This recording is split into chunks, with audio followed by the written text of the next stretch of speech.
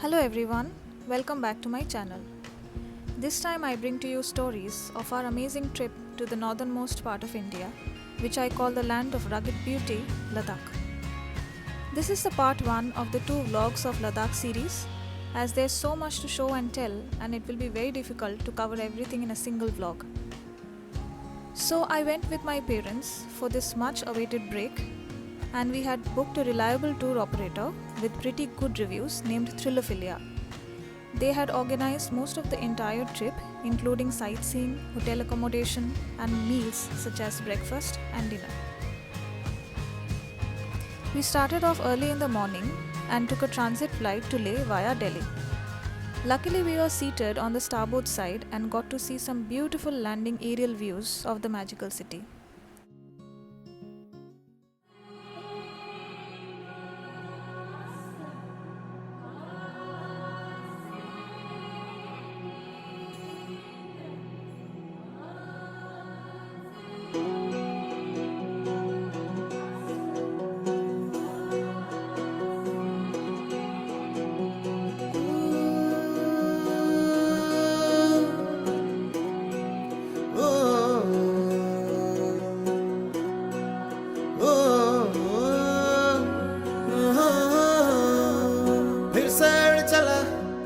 उड़ के छोड़ा है जहान नीचे मैं तुम्हारे अब हूँ हवाले अब दूर दूर लोग बाग मीलों दूर ये वादियाँ फिर धुआं धुआं तन्हार बदली चली आती है छूने पर कोई बदली कभी कहीं कर दे तन गीला ये भी ना हो किसी मंजर पर मैं रुका नहीं कभी खुद से भी मैं मिला नहीं ये गिला तो है मैं खफा नहीं शहर एक से गांव एक से लोग एक से नाम एक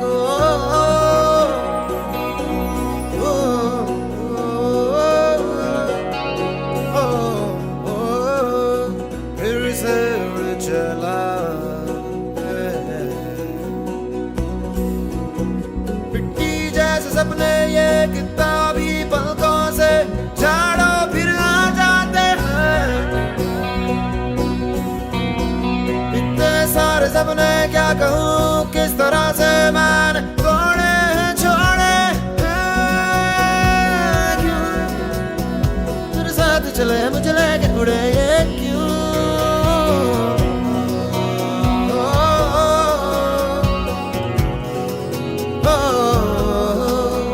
After landing, we reached the hotel booked for us named La Park. The hotel was decent with rooms of different sizes. We were given a large room of our preference on the second day based on availability. The staff was very hardworking and extremely helpful. They managed to help us and make us feel comfortable even with the limited resources that they were working with. The food options were also limited, but all dishes were tasty and of good quality. So the plan was to rest and acclimatize on the first day, as Leh is situated at an altitude of approximately 11,000 feet above main sea level with some oxygen deficiency. The body should be given some time to adjust to the changed environmental conditions for at least 24 hours. But there was a little change of plans wherein the tour operator added 2 extra spots to our itinerary, but the catch involved sightseeing on the day we landed. We were initially worried if that's a good plan because both of my parents are seniors, but it all turned out well. रंग बिरंगे बहनों में मैं उड़ता फिरूं रंग बिरंगे बहनों में मैं उड़ता फिरूं Our first spot for the day was the Leh Palace. The Leh Palace is a former royal palace constructed by Senge Namgyal in the 1600s. It has 9 stories and is currently converted to a museum with sculptures on Ladakhi history and culture, hundreds of year-old paintings and images showing the prominence of the palace through ages. We managed to climb up to the 9th floor, stopping at each and soaking in the beauty of it, and of course, taking about 100 pictures. One of the most noteworthy structures of the palace was the Maitreya Buddha inside the Gompa, featuring colorful murals. On the top floor of the palace, we got to see some breathtaking views of Leh and surrounding areas. a city with a view of the Himalayas. To me, that is the entire definition of a dream destination.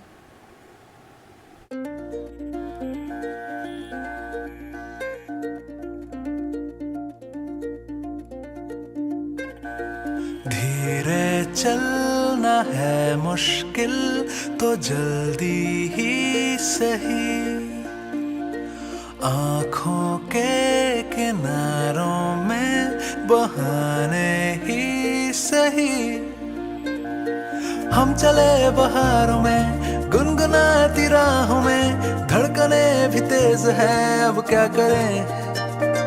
वक्त है तो जीने दे, दर्द है तो सीने दे, ख्वाहिशें अनजान है अब क्या करें। शब्दों के पहाड़ों पे लिखी है दास्तां, ख्वाबों के लिफाफों में छुपा है रास्ता। हम चले बहारों में गुनगुनाती राहों में, धड़कने भी तेज है अब क्या करें। ओ वक्त है तो जीने दे, दर्द है तो सीने दे, ख्वाहिशें अनजान है अब क्या करें।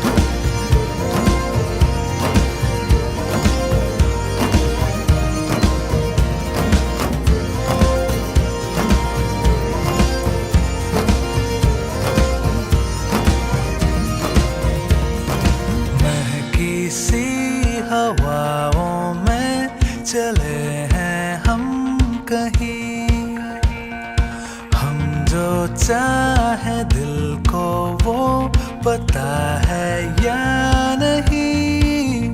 Next we went to see the Shanti Stupa before calling it a day. But unfortunately my phone battery died and I could not capture the beautiful white domed stupa.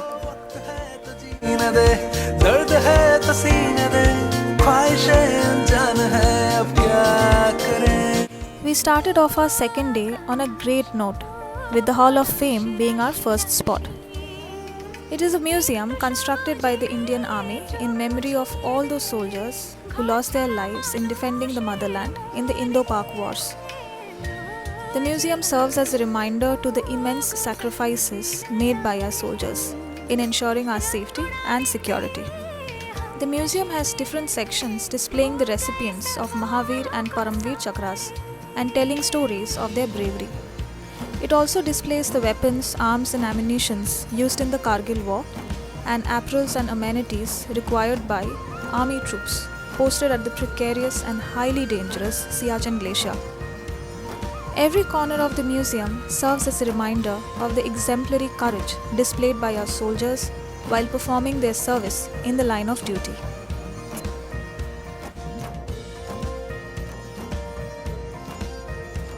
Here you are about to see a senior member of the army who had himself fought in the Kargil war, giving a vivid account of the war and inspiring stories of sacrifices made by brave hearts such as the likes of Captain Vikram Batra. करके लाया आपने पास India के पास। उस समय इसकी उम्र कितना हो रहा था 17 साल की उम्र हो रहा था। 17 साल की उम्र में क्या किया, अच्छे काम करने के बाद आर्मी ने क्या किया पता है, इसको जॉइन किया आर्मी के अंदर। जॉइन करने के बाद जो ना 17 साल की उम्र में इसको महावीर चक्र दिलाया। अभी आप लोग खुद सोचो, मैंने बताने से पहले 17 साल की उम्र में जो ना आजकल आर्मी में भर्ती कहाँ हो पता है, इसको तो 17 साल की उम्र में महावीर चक्र दिलाया। उसके बाद जो ना इसने अच्छे काम करने के बाद आर्मी में ज्वाइन होने के बाद इनको 2 बार में भी चक्कर मिल चुका हुआ है। इंडिया के अंदर ऐसा इंसान है बोलता है टोटल है इससे वाला 5 या 6 इंसान है, उसमें से एक इंसान ये है। अभी तू बोला इसको भगवान भी मानते हैं, भगवान क्यों मानते हैं? जो तू के लड़ाई के दौरान जो ना जो वो पहले जितना भी सिविलियन था ना वो पाकिस्तान का होने से लड़ाई के दौरान क्या होता था, उस जितना सिविलियन थे पाकिस्तान में भाग गया था।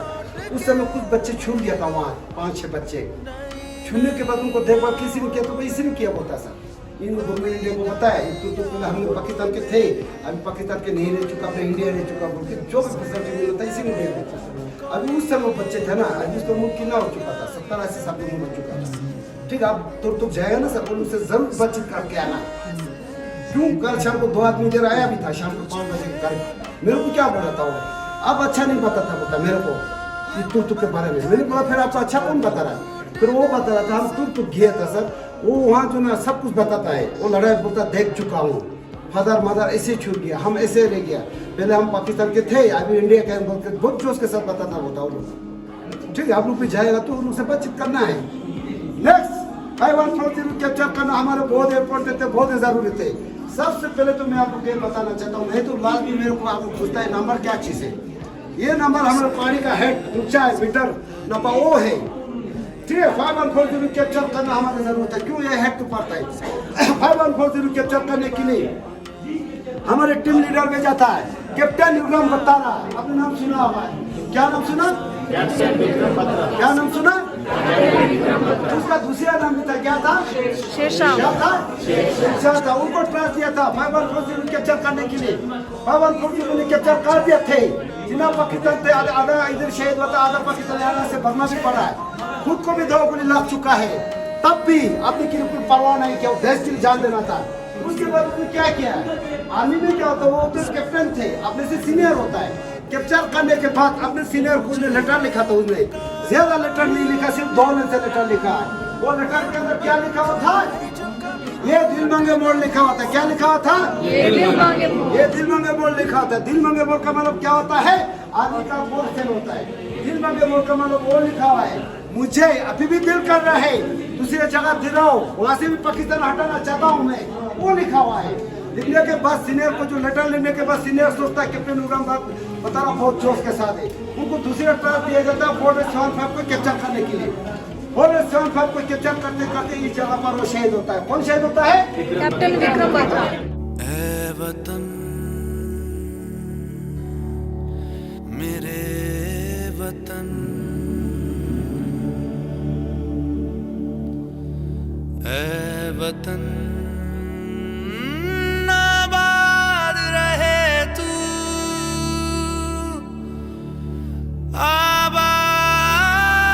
आबाद रहे तू, आबाद रहे तू।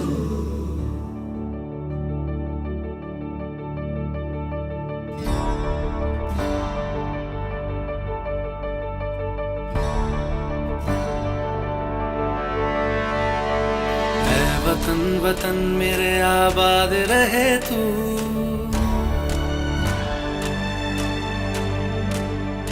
ऐ वतन वतन मेरे आबाद रहे तू, ऐ वतन वतन मेरे आबाद रहे तू। मैं जहाँ रहूँ जहाँ मैं याद रहे तू, मैं जहाँ रहूँ जहाँ मैं याद रहे तू। ऐ वतन मेरे वतन, ऐ वतन मेरे वतन।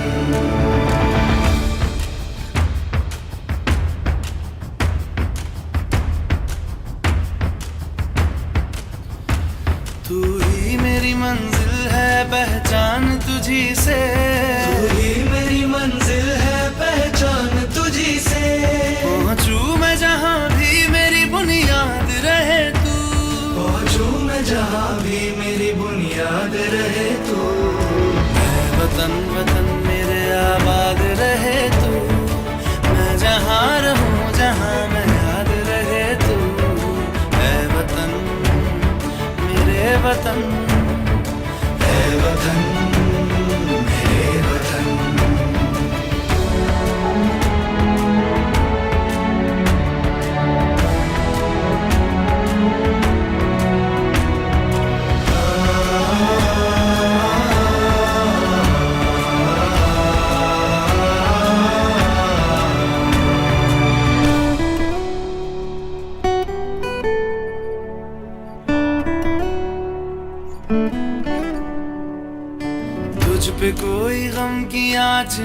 नहीं दूं, तुझ पे कोई गम की आँच आने नहीं दूं। कुर्बान मेरी जान तुझ पे शाद रहे तू, कुर्बान मेरी जान तुझ पे शाद रहे तू।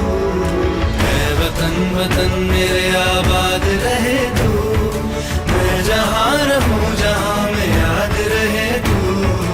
ऐ वतन मेरे वतन मेरे वतन, ऐ वतन मेरे वतन मेरे वतन आबाद रहे तू। Next, we went to visit the Spituk Gompa, which is a Buddhist monastery in Spituk, Leh district.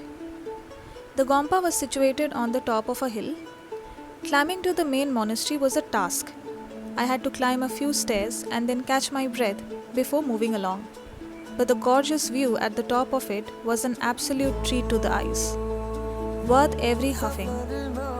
About 100 monks live in the monastery, which also features a giant statue of the goddess Kali, which is only unveiled during the annual festival.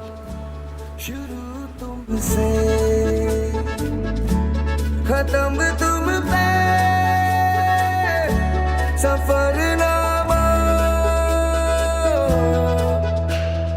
हो,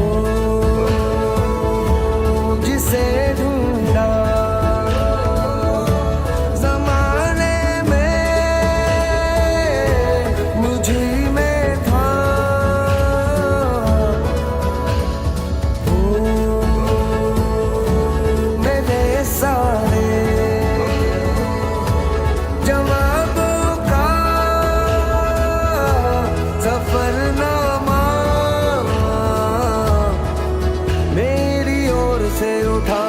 Moving on, we visited the Gurudwara Pathar Sahib on our way to the Indus Zanskar Sangam. Gurudwara Pathar Sahib was created in the memory of Guru Nanak on the Leh Kargil road. The Gurudwara was built to commemorate the visit of Guru Nanak Dev, the founder Guru of the Sikh faith, to the Ladakh region. Currently, the army is looking after the Gurudwara. After paying our respect to the shrine inside the Gurudwara, we received an offering of prasad at the langar served by the army men. We crossed the Magnetic Hill further along in our journey. Magnetic Hill is a gravity hill. The layout of the area and surrounding slopes create the optical illusion of a hill. The hill road is actually a downhill road. Objects and cars on the hill road may appear to roll uphill in defiance of gravity when they are in fact rolling downhill, thus giving the name Magnetic Hill.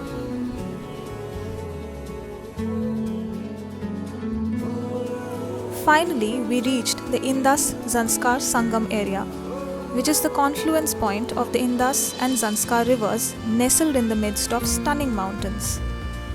The Indus River, as we know, has been the prime factor driving the Indus Valley civilization, which is one of the most well-planned and organized civilizations that mankind has witnessed till date.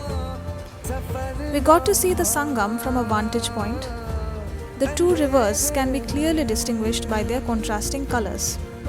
One can choose to go for river rafting if they love participating in water activities. As you all can see, without any doubt, the Sangam is the most arresting and picturesque spot in Ladakh. At the end of the day, we visited our last spot, the Sekmol School, which is one of the most exemplary educational institutions in Ladakh. The Students' Educational and Cultural Movement of Ladakh, aka Sekmol, was founded by a group of Ladakhi college students who felt that the education system needed a revamp. Sekmol is like an eco-village where students, staff and volunteers live, work and learn every day. It's not anything like a conventional school, but a place to gain practical environmental, social and traditional knowledge and skills for an all-round development. With that, we have come to the end of the part 1 of Ladakh series. I will be back on another day with part 2. Till then, stay tuned and please do not forget to subscribe to my channel. Thank you so much for watching.